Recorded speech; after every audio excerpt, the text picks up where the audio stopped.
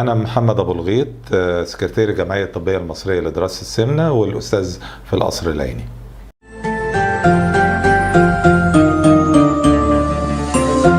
العناصر الغذائية المهمة قوي اللي لازم ما ننساهاش في رمضان، أول حاجة المية، لأنه الناس كلها بتنسى شرب المية، وإحنا كشعب نميل للسمنة فبنستغنى ساعات عن المية بحاجات مليانة سعرات. يقول لك العصير ده من غير سكر، لا، العصير ده كله سكر لأنه سكر الفاكهة حتى لو كان مش منضاف له سكر.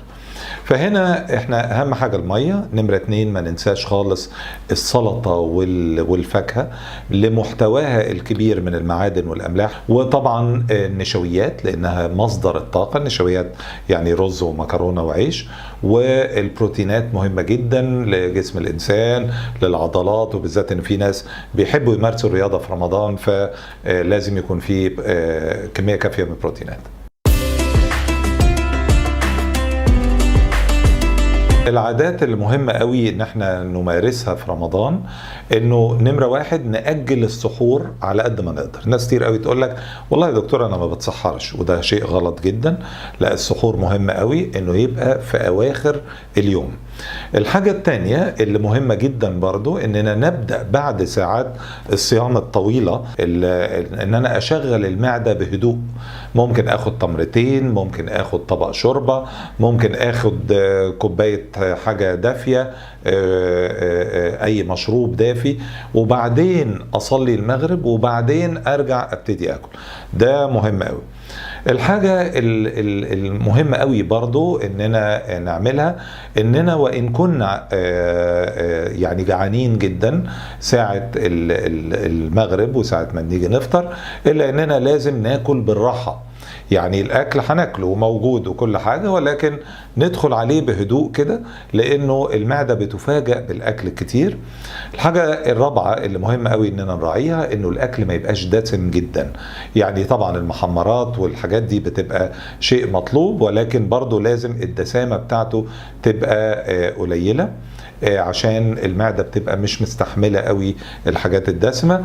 وكمان لازم نوزع شرب المية على الفترة الطويلة ما بين المغرب إلى السحور، مش اشرب كتير قوي ساعه المغرب واقعد ما اشربش، او اشرب كتير قوي ساعه السحور، لان الشرب الكتير قوي ساعه السحور ده مش هيخليني معطش في وسط النهار. الميه كلها هتنزل في خلال ساعتين او 3.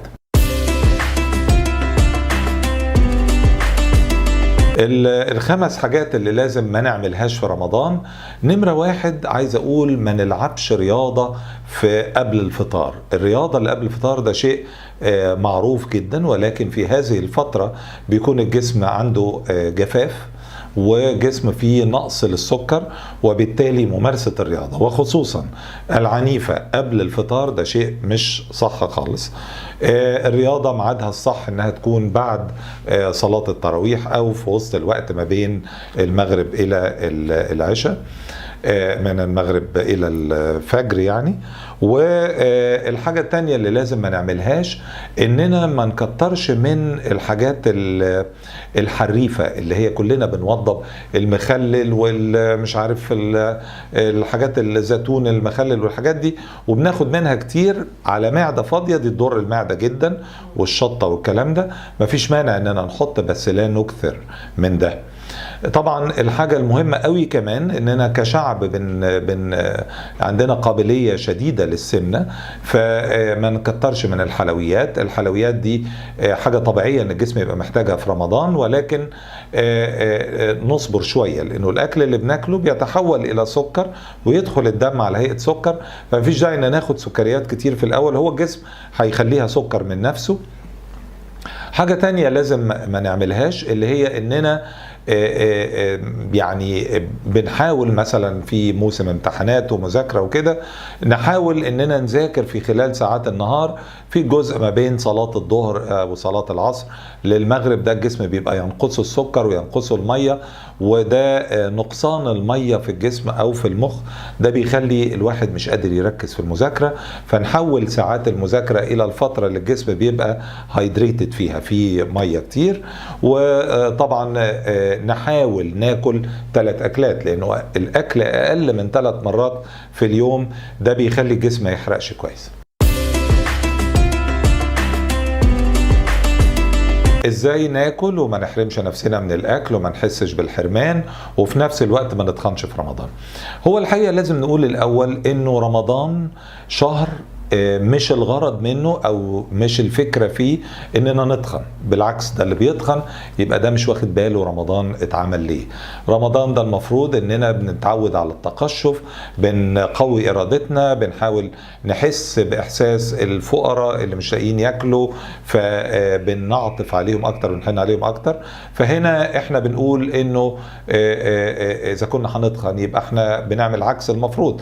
صحيح احنا تعودنا انه رمضان يكون مهرجان من العزومات والحلويات، وبنتفنن ناكل القطايف بالقشطة بالجبنة بالمكسرات وعليها شوية مش عارف ايه، فطبعا ده بيتخن. الفكرة هي عدم الإكثار. يعني أنا مش بقول نبطل ناكل قطايف، ولكن أكل قطايفاية مش 5. مش بقول برضو نبطل نعمل عزومات، ولكن لما نعمل العزومة نعمل أكل على قدنا. صحيح احنا أهل كرم وده شيء طبيعي، إنما برضو لازم نراعي في الكميات. هنا بنبقى شايفين كل حاجة قدامنا وبناكل منها بالمعقول. الحاجة المهمة قوي كمان اننا نعرف انه المعدة بتبدأ الشعور بالشبع بعد تلت ساعة من بداية الاكل. عشان كده يمكن الناس كلها بتلاحظ لما بيقعد في مطعم بياكل كميات صغيرة قوي، شوية شوربة ومش عارف توستيتين وشوية حتة لحمة ويشبع. ليه بيشبع؟ لانهم بيجيبوا لنا الاكل بالراحة.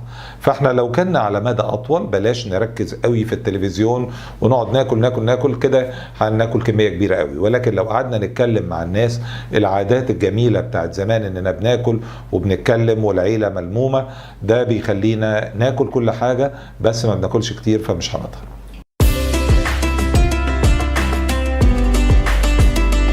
المكسرات دي حاجة غنية جدا بالدهون، والدهون هي أكتر حاجة بتدي سعرات، وبالتالي المكسرات يعني بكثرة بتتخن، ولكنها نوعية الدهون اللي فيها مفيدة جدا. فاحنا لو خدنا 4-5 لوزات، بندقتين و3 لوزات، وده شيء بيبقى مفيد جدا، وبالتالي ناكل منها بس لا نكثر منها. الكنافة دي طبعا معشوقة، يعني الناس بتحبها جدا، وبرضه سعراتها كتير قوي، فيها دسم وفيها سكر، فناكل منها بس قليل قوي. واحنا عندنا عادات انه الكنافة دي لازم تعمل او تتجاب صينية. يعني احنا لو جبناها قطع زي الاجانب ما بيعملوا، بيجيبوا قطعة او قطعتين كل واحد هياكل نصيبه وخلاص، انما بقى البذخ فيها هو ده الوحش. المحشي ده شيء صحي وكويس وما هواش دسم زي ما الناس فاكرة، وما فيش مانع اننا ناخد منه لانه بيحتوي اساسا على نشويات وخضروات، والنشويات والخضروات دي عناصر غذائية مهمة جدا. وبرضه اوصي بعدم الاكثار، ولكن الاكثار فيه ما يضرش زي الاكثار في الحلويات.